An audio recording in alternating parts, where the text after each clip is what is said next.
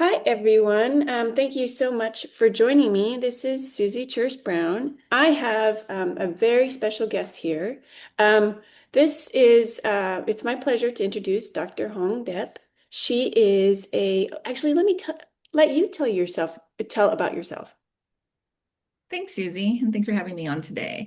So I'm a clinical psychologist by training, and recently I've also gotten my certification in financial therapy, which sits at the intersection of emotions, culture, and money. And I'm also an EFM and a returned Peace Corps volunteer. So you relate to our group and population very well. You know all of these things that we're talking about and working through and dealing with. But I am so fascinated by the idea of financial therapy. Yes, I am too.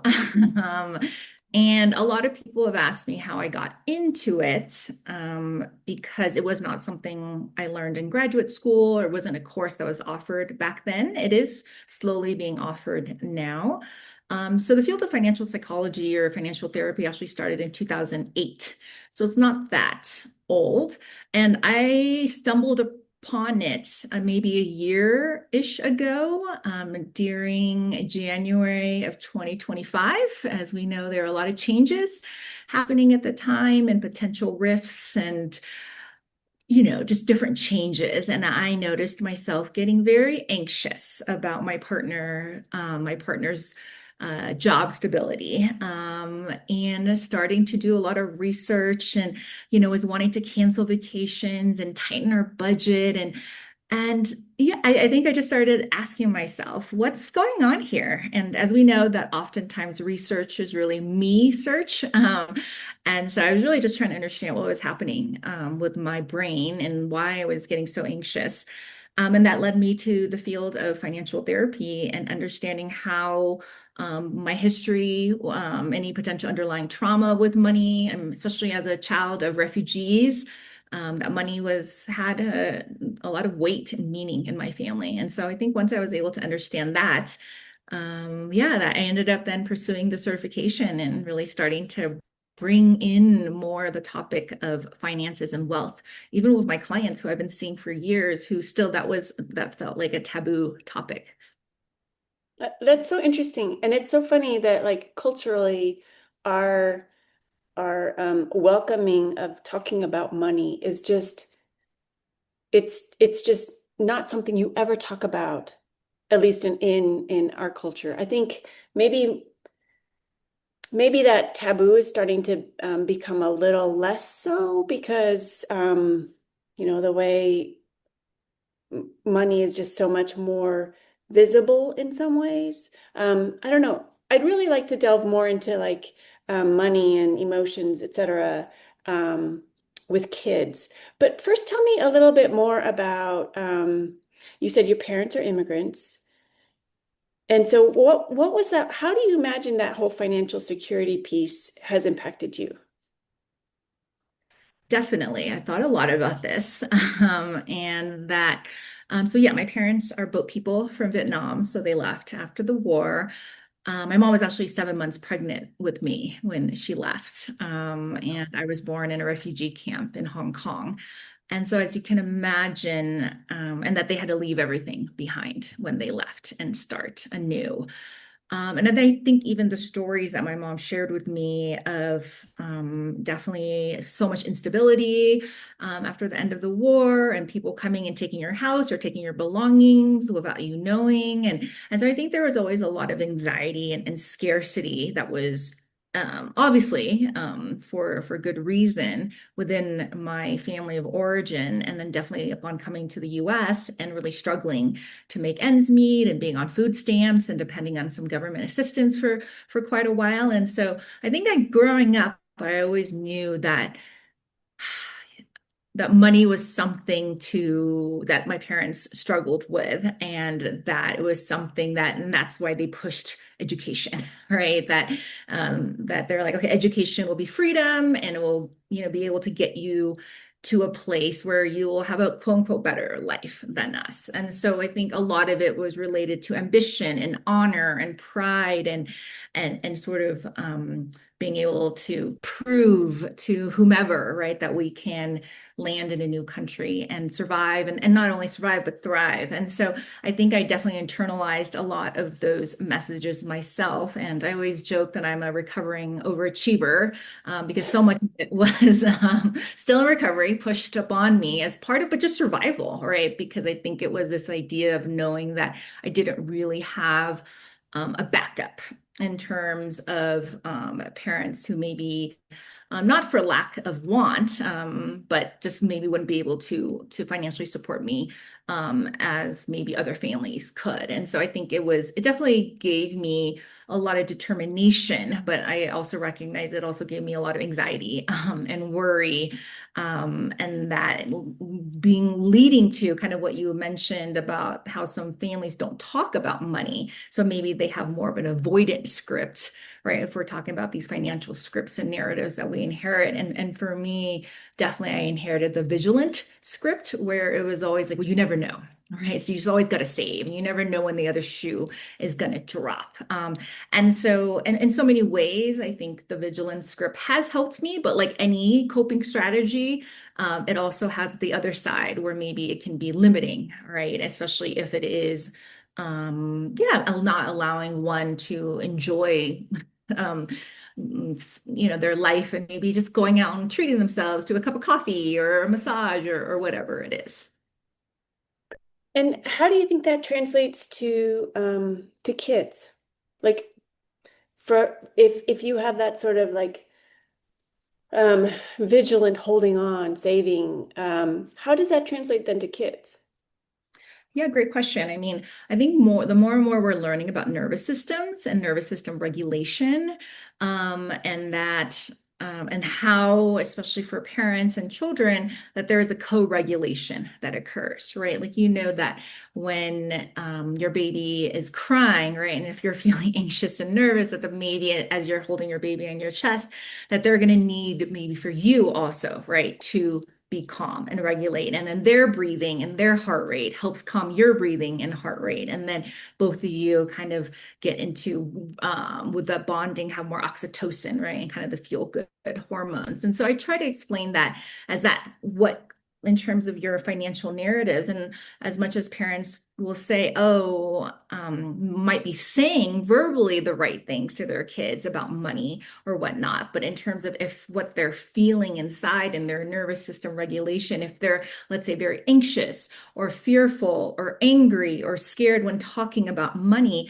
that your kids are going to pick up on that as you're talking about it, or as you're, let's say, making a purchase or at the grocery store, or whatnot. It's kind of like the idea that I remember during a cultural diversity class in grad school that you talked about that maybe a mom can say, oh, hey, let's treat everyone equally. Everyone deserves equal respect. But let's say you walk past a certain group of person or group of people, and maybe you're holding your child's hand and your hand tightens a little bit, right? Just a little bit as you're walking by a specific type of person, your kid is going to internalize that messaging of like, oh, that person is not safe, right? Even if you didn't say that person is not safe, they're going to pick up on those Mhm. messaging. And so not to scare parents like, okay, to be paranoid about every single thing you do, but just I think part of this is I'm hoping just to bring more awareness,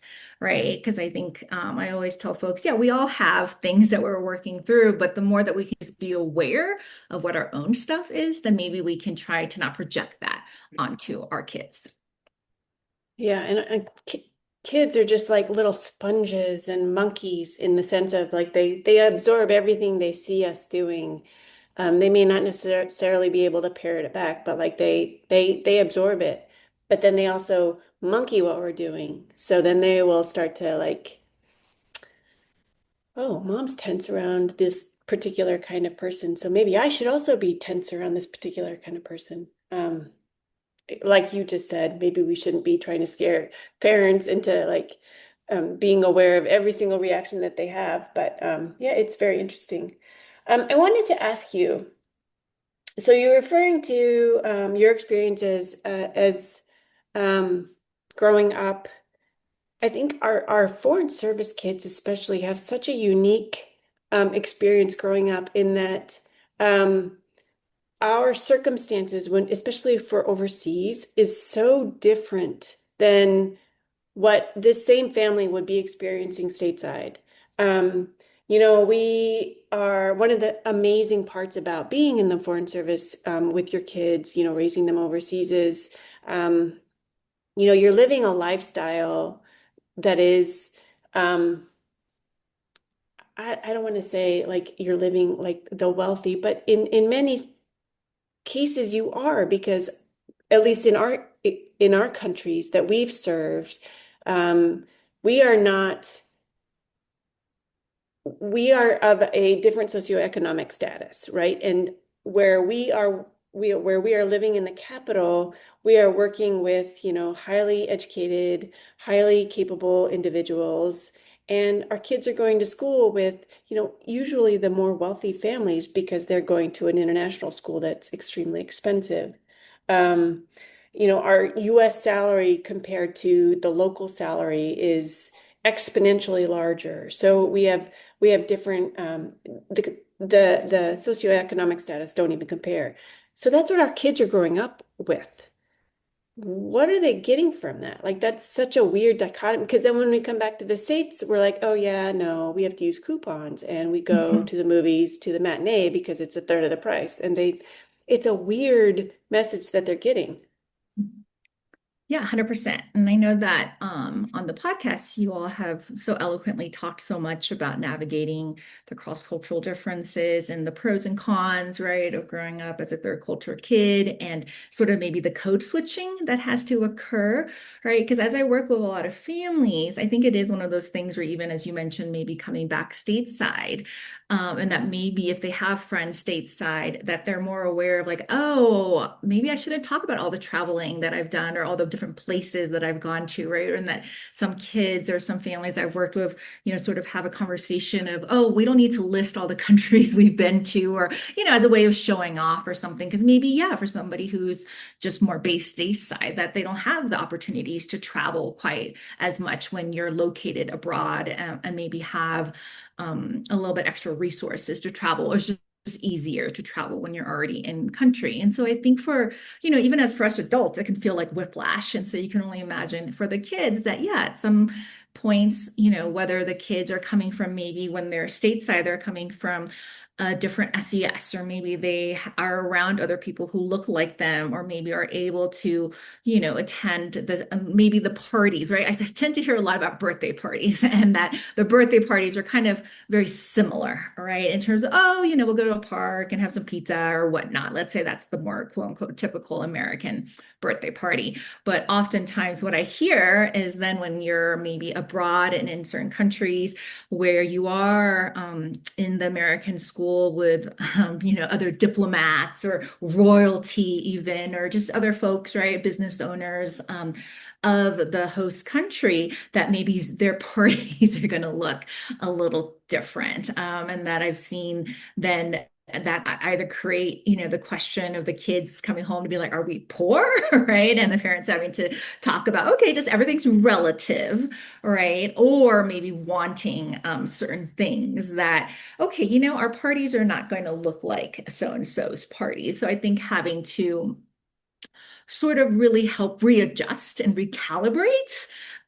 Because especially for some of our embassy kids, they've never known any other life, right? I think it's different, Mhm. sure, as you've seen for kids who may have spent a few years maybe in a stateside, and gone through a few years of elementary school or maybe even later compared to somebody who is just kind of born and raised in the culture and have always sort of had separate communities of like, oh, this is like my American school kid or my American school friends, but then these are my embassy friends, and these are right, and these are my local friends, right? And sort of having to know how to navigate kind of the cross socioeconomic differences.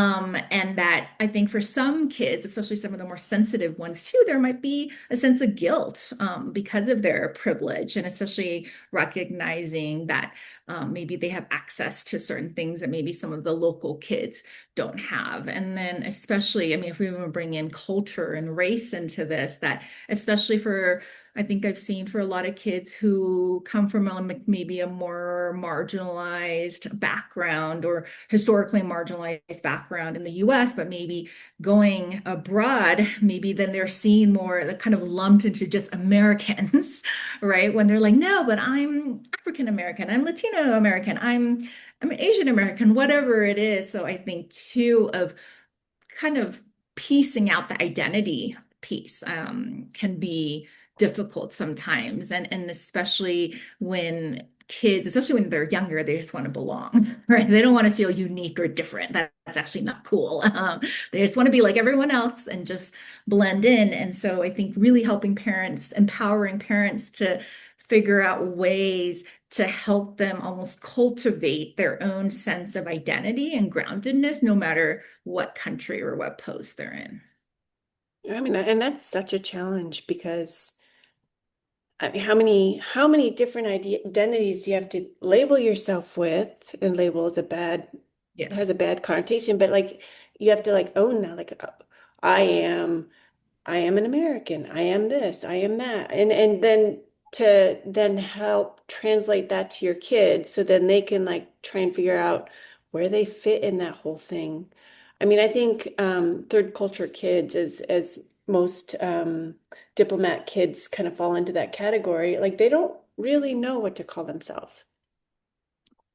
Definitely, definitely. And I've seen that a lot where, there's always that pause between where are you from or where did you grow up? And there's sort of that pause. And I think I've seen some kids definitely handle it where they're like, well, I'm from here, but I grew up here. Or, and I think it really depends on sort of how, and again, so much of it is based on just like personality and disposition as well, but that some kids really embrace it and just like, I'm a global citizen, right? And I think maybe for some other kids, there is a little bit more of a sense of displacement and just wishing that they had like a home base, or whatnot. But I think, I haven't looked at the research longitudinally, but I think overall, maybe you can tell me what you've seen, maybe even anecdotally, even though I think there might be some challenging times, I think in the long run, when folks, the third culture kids become adults and they look back, they're like, oh, wow, maybe I didn't even realize how, what a nice childhood that was, or it was really hard, but I learned XYZ thing, right? Or I have now friends from all over the world or whatever it is. And that part of this is not we're trying to silver line everything because sometimes there are just difficult moments. But I think for the most part, I think from what I've seen, especially in terms of working with FSOs who maybe grew up, with parents who were FSOs, that in a way they really just gravitate towards the lifestyle or really enjoy kind of that code switching or really chameleoning, I'm making that a verb, into whatever the situation calls for, which in a way, right, is part of what makes them a good diplomat and a good representative of the US. Yeah, absolutely. I think our kids are probably more, no offense to any career or political ambassadors out there, but our kids are amazing and they can translate these, like morph into the different roles so easily and effectively. I wanted to ask you, with kids and money, like Mhm. how do we I don't feel as though, especially foreign service kids, I don't think they fully understand concepts of money. And not because they are unintelligent by any stretch of the imagination, but it's so invisible to them. Mhm. Because, when they're at whatever country you're posted to, probably it's a different color, different sizes, and then, the exchange rates are like, it's like funny Mhm. money almost. And then you come Yeah. back to the States and it's hardly anyone has cash. It's all Yeah. invisible. It's all credit Yeah. cards. How I remember going to school and learning the bills and having the fake paper money, and we'd like Mhm. go to the little pretend store and have to like budget and everything. Kids don't have to do that anymore. How do they learn about money? Yeah, and that's something I think for a lot of parents in this modern age struggle with, as well as everything is becoming more digital or tapping or credit card, especially if we want to get those points too, right? And I tell parents that yeah, obviously learning about money starts in the home. And so there's lots of age appropriate ways, you can talk about money and whether it's in US dollars or whatever the local foreign currency is. And that even for myself, sometimes it's so hard to translate or to convert, right? But and that sometimes it seems like play money, especially when it's like 100,000, whatever. So, right. And so I think really, oftentimes it is, especially with younger kids. I always remind parents it's not a one-time conversation, right? It's not like talking about sex or the birds and the bees or whatever you want to call it. It's not just one time and you're like, whew, done. So glad I never just talk about this again. It's a conversation that I think if you can model and maybe take a few deep breaths yourself before you engage in the conversation so you can be regulated to just be like, yeah, money is something that we all deal with. It's going to be one of our longest lasting relationships, ever. And that most kids actually, I mean, this is both scary, but that they actually form their money beliefs by the time they're 7 or 8. Oh, wow. Yeah, yeah. And so I don't want any parents out there freaking out. But again, if we look at neuroplasticity, you can always teach. And kids are very adept at learning. And I think it's really interesting too, because there are some kids who are going to be super fascinated and want to talk about money all the time. And there are some kids who don't really care, or that's just not what interests them. So I think knowing your own kids and seeing, okay, how might we talk about money, right? And it's almost like having like a family mission statement and family values. And that I talk a lot about, yeah, sort of maybe the three buckets of then talking about saving versus spending versus sharing, right? And I'm not here to tell anyone how to spend their money or what to do with their money, but more in terms of looking at your own family values and what does, I think, as adults, really for us to think about what does wealth and money mean to us? Because then those are the messages that we are going to be passing on to our kids, right? And so I think for some families, it really is okay, wealth is a tool, money is a tool to help us live a life that is aligned with our values and to help us to enjoy certain aspects of life and to be able to obviously pay our bills and to do certain things, but that we also want to share, right? And make sure that we are also taking care of others. And so I think then if you can break that down into then what is age appropriate, for your kids and sort of scaffolding it as they get older, and also especially the ones who are very interested in making money, because there are going to be some kids who want to have that lemonade stand or who want to sell their old toys, who are, you're almost like, oh, wow, you're like the little banker of the family, right? Where they're always kind of swirling. And then there's kids who really just as soon as they get money, just want to spend on the latest and greatest things. And so I think instead of judging them and maybe shaming, right? Just really be like, okay, like maybe you want, extra what is it called? Roblox bucks or something like that. The money that you get for Roblox, right? Or certain games or whatnot, but maybe also recognizing that, I think for different parents, they have different styles, whether comes to allowances or, certain monies for different events or birthdays or whatnot. So, but I think it is something where I just remind parents just have to be consistent and clear and just have like, it's always going to be a different type of conversation as the kid gets older. Oh, yeah. I think it's really interesting. So foreign service kids often, especially as they get to be teenagers, they have opportunities to work, Mhm. hopefully, and this will continue, that they could work at the embassy in they're usually called seasonal hire types of Mhm. jobs. They never see the salary because people don't get paychecks anymore, right? Yeah. And so it continues that to reinforce that whole invisible money thing. But then, um, especially like my kiddos, when they came to university, they didn't really understand the way money worked.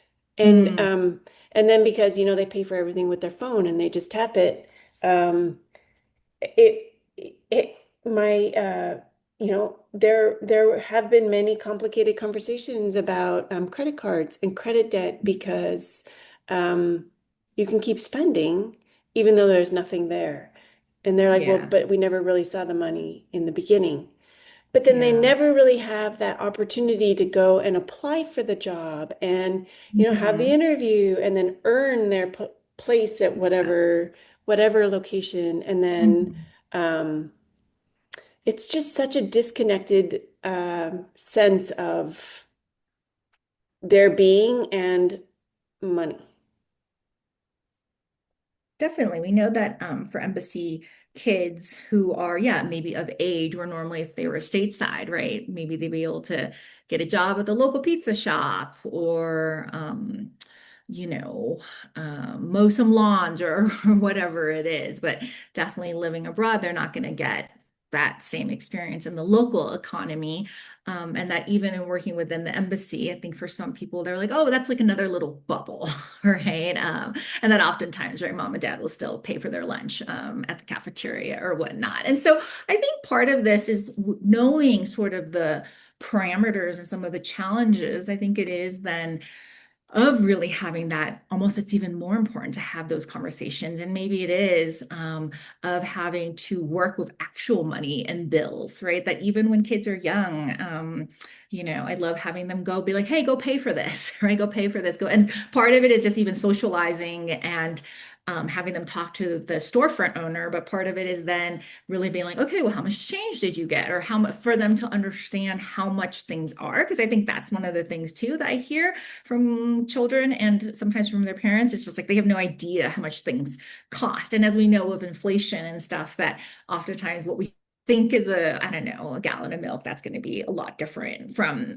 different countries, right? When they're at post versus when they come back to the US. And so I think getting the kids involved early of like when you're going to the grocery store, just be like, oh, okay, can you help me pick out the bread? Okay, which bread did you pick out? Oh, how much are the different types of breads? Right. And then be like, oh, yeah, remember when we were in that country? How much was bread there? Do you remember? Right. Just so that they can see, like, oh, yeah, there's like a difference, right? Of, yeah, that just what the value for certain things is. And that then I think even when you're at a restaurant, let's say, and you are paying by credit card, right? Because we want those points. But maybe you can ask your kid if you're, being like, oh, hey, can you just help me look through the receipt to make sure they charged us correctly, right? Because oftentimes then just like letting them see, like, oh my gosh, it was that much for this, my French fries or whatnot, right? And then maybe what I encourage parents to do too is like, oh, like have them figure out the tip. Mm. Right. And so that could be like another way that, so I think in terms of having these small ways, or if they want to buy something in the local economy as well, and especially if, let's say, they do have some allowance or some of their own kind of petty cash and spending money, then it is really deciding, okay, is this something I'm going to gift for you, or is this something you're going to get on your own, or am I going to split the cost with you, right? And so, I think helping them also figuring out like, yeah, how to barter if bartering is going to be something as well, with the local vendors. And because I think I remember I hated doing that as a kid when my mom would make me do that. But in a way, I think it's made me feel very comfortable these days, right? Kind of being and just sort of negotiating prices, but also knowing, right? As we know that there's always a cultural component to it as well, where um, especially for some cultures, it's almost like a game where they almost expect you to negotiate, right? And not just to go with the first price. But, I think I'm also at a point where I'm like, okay, I'm not going to argue about 50 cents for me, at least at this point in life, right? Maybe when I was a Peace Corps volunteer, I still did. But at this point in my life, I'm like, no, right? But I think it's sort of then fun when you're around other kids just to then, right, when they ask how much things are, to be, I think, depending again on your own comfort, but just being honest about like, oh, here's how much things are, here's what, because I think for a lot of kids, where they really first understand that like the value of a dollar, let's say, is their first jobs, right? Where let's say they're making, I don't know, $5 an hour, and then they want something that's $20. They're like, oh, that takes me 4 hours of work. Like, do I really want that? Right. So I think that there is a little bit of, oftentimes I remind parents that learning comes from when there's like a little bit of tension, right? And a little, well, you don't want too much tension. You still want them to be within their window of tolerance, and but a little bit of discomfort, I think, can help when they're like, oh, there's a gap between where I am and maybe where I want to be, or like where my current finances are and where I would like to be to buy certain things. And that I think those are the moments that neurologically and in our brain that we start to be like, oh, okay, like, well, how do I get to where I want? Yeah, it's a motivation to try harder or do more or maybe try bartering. Yeah, no, I mean, bartering is a whole art. And there are definitely, yeah, much people who are much better than I. I mean, definitely there are times where I'm like, it's fine, I can pay for that. Well, if you're going to give on 50 cents, then they're going to know that that's the woman that we need to go to because she's just going to give us whatever price we want.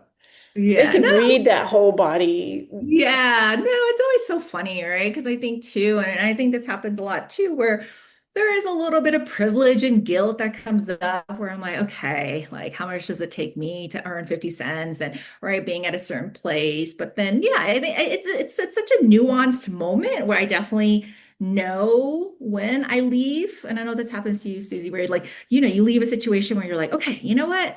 That was fine. I paid a little bit more for that rug or that thing but like I'm okay with it. And then there are times when you leave and you're like, oh no, that didn't feel good. Right? And so it's still something I'm figuring out in terms of, and maybe it is of like the rapport with like the storefront owner or something. If I'm like, oh no, they're not trying to like cheat me, right? Quote unquote cheat me or something like that. And so I don't know. I think it's something I'm still figuring out too of when it is like why do I feel good after some interactions and why do I not after others?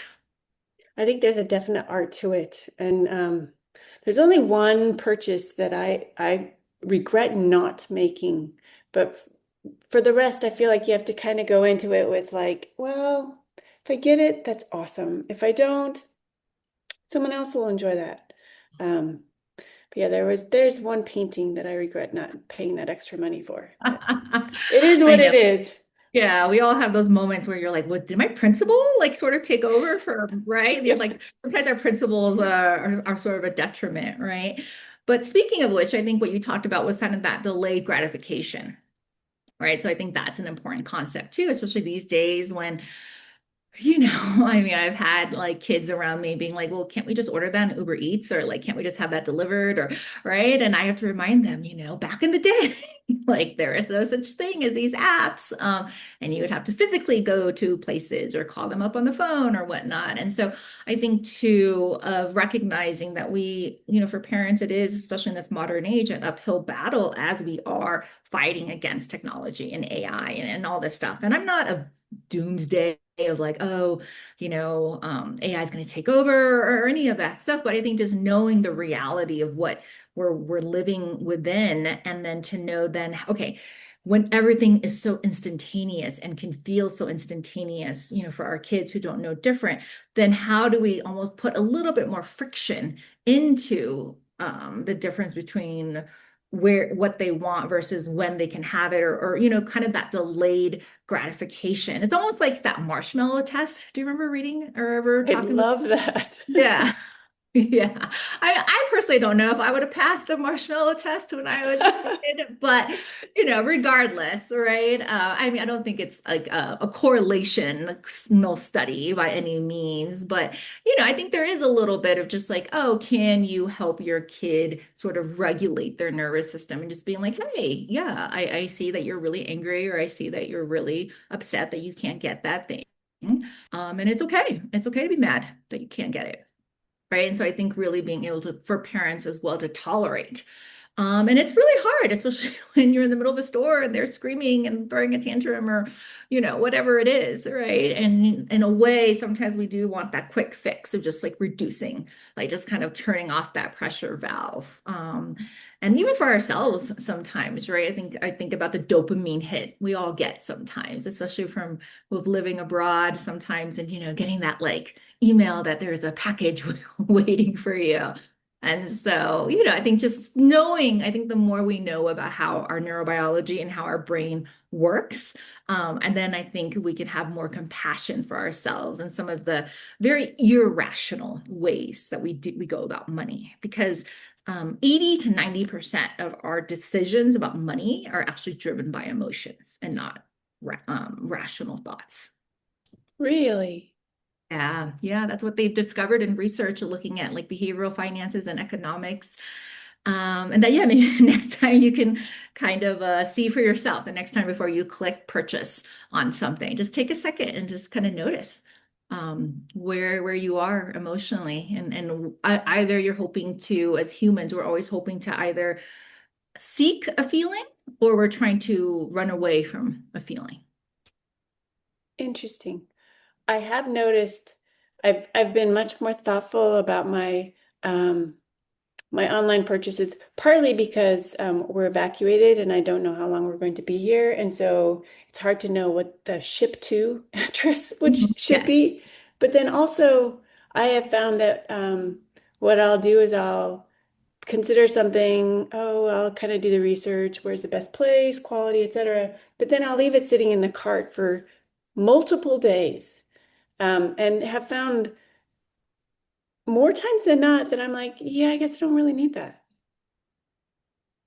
Yeah, no, that's a great hack, as one would call it, in terms of just, yeah, we can just allow it to sit in the cart, right? And then, yeah, these technology companies, they really are very smart. I mean, they've hired some of the best like designers and psychologists to kind of work and understand, right? And I know sometimes you get that email that you're like, hey, your cart's waiting for you, right? Yes. It's like, oh, that's Or so or smart. five other people have this in their Yeah, oh cart. yes, right. They're creating that sense of urgency, right? Like five other people are eyeing this, and then when you look back, at some of these documentaries and everything, it's all fake, right? But when you have that sense of scarcity and like, oh my gosh, like if I don't buy this now, um, that can excuse me, a sense of urgency in us and wanting to buy that. All right, but if you're able to, yeah, kind of take a deep breath and just like, you know what, I'll revisit this later. Most of the time, yeah, when things I leave in my cart for a while, I come back and I'm like, oh, okay, maybe I don't really need this or want this or whatnot. And what was I going to say? Something about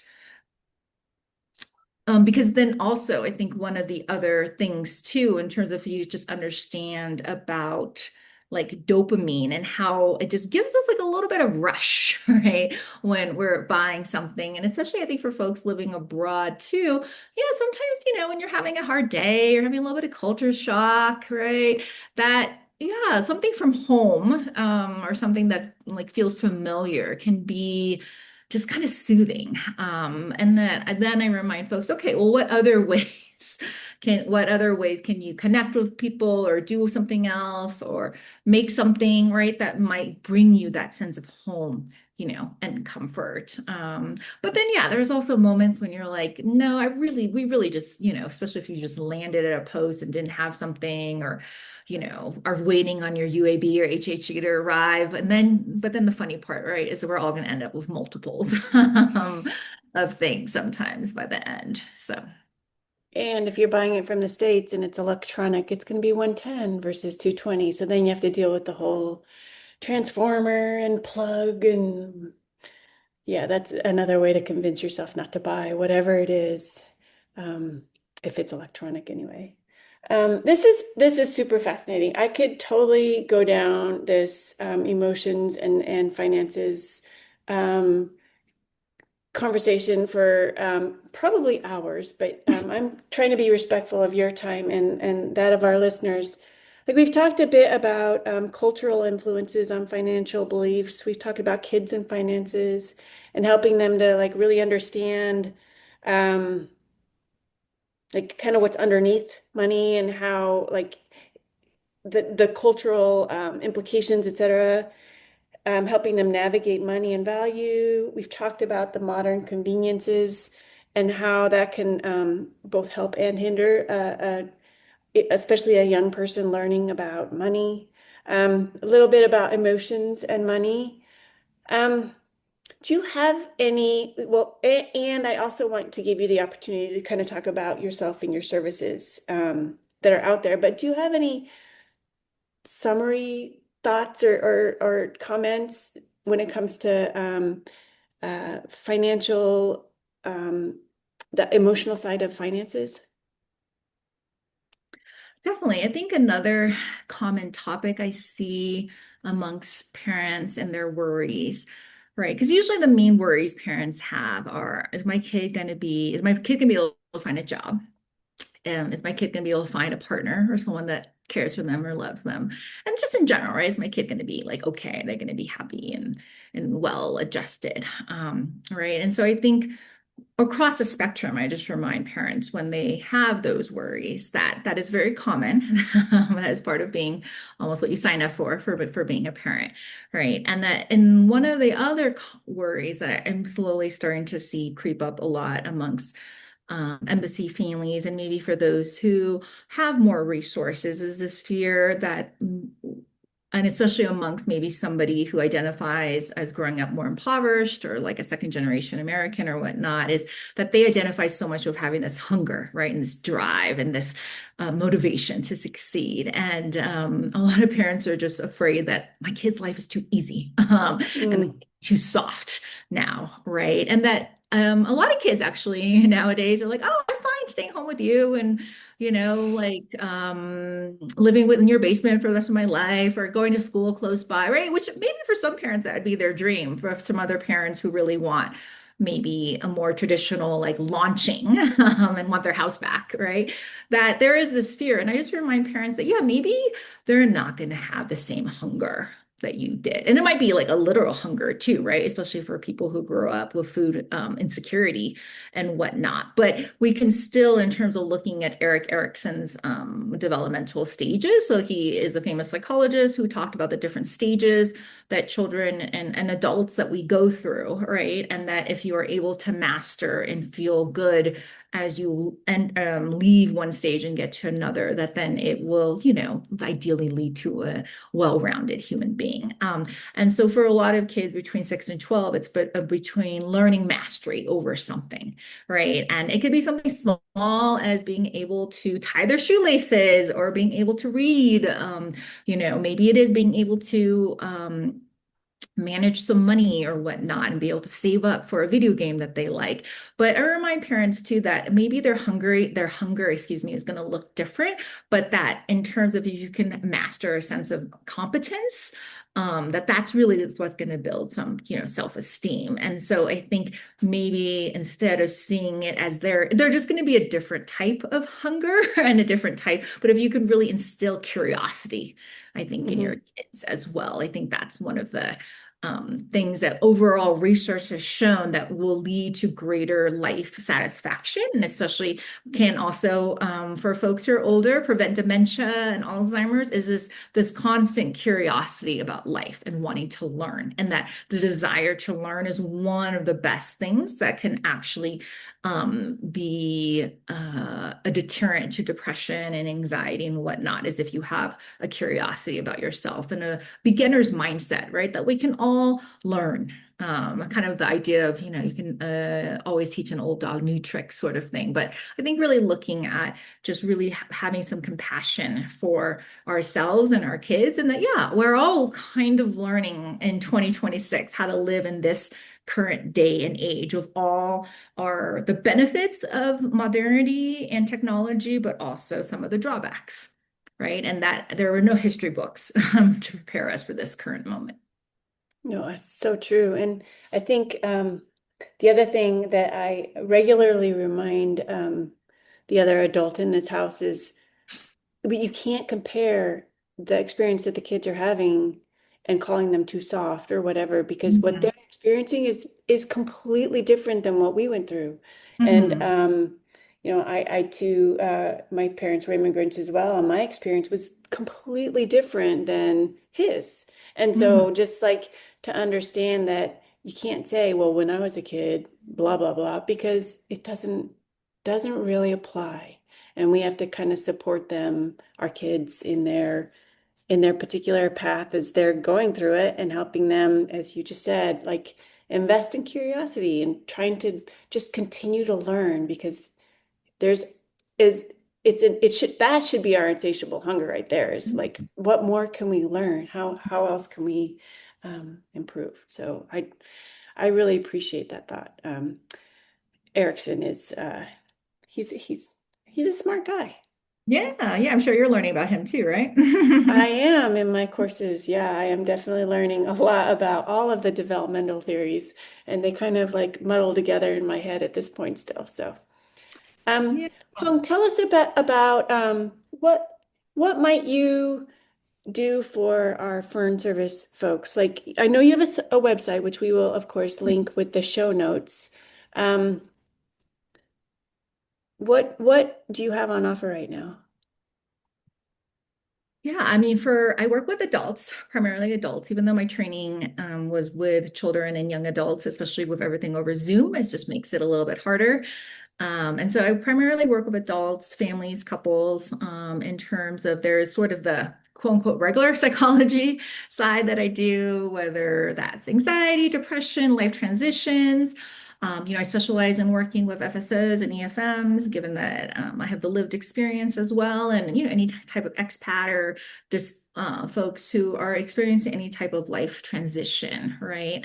So I have that side of my practice. And then, as I mentioned, that I'm really been incorporating more of the financial therapy, financial psychology side as I'm just learning, more about it myself and just realizing, wow, that's been a common thread throughout so many of my choices and life circumstances and whatnot. And so I think really that's been an offering that I've been able to add adjunctively to some of the typical clinical psychology stuff that I do. And so I do have some clients who come in, let's say specifically for financial therapy and really wanting to understand their financial narratives and scripts and maybe how to break some intergenerational patterns for their kids. And then I have other people who maybe come in through, oh, I'm having some anxiety, some worries, this life transition stuff. And then slowly we may or may not add in the idea of finance and wealth into that. But that's always something that's on the table. And so, yeah, for right now, I'm definitely open to new clients and they can kind of learn more about me on my website. They can always reach out.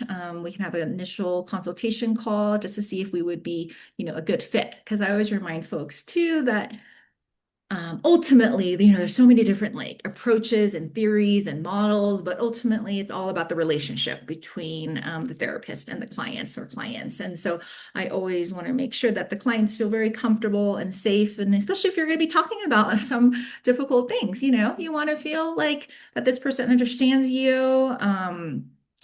And kind of is a safe space, right, to explore. And so even if I'm not the person for them, I can definitely send them and give them referrals to other folks who are highly trained and also maybe can understand our lifestyle. I really appreciate you. Thank you so much for joining us. Hopefully this is the first of many conversations that we get to have, and I get to pick your brain some more about money and emotions, etc. Thank you so much for joining us. We will link your website and your other social media in the show notes. Um, Thanks again for joining us, Dr. Depp. And hopefully all of you listening enjoyed the recording.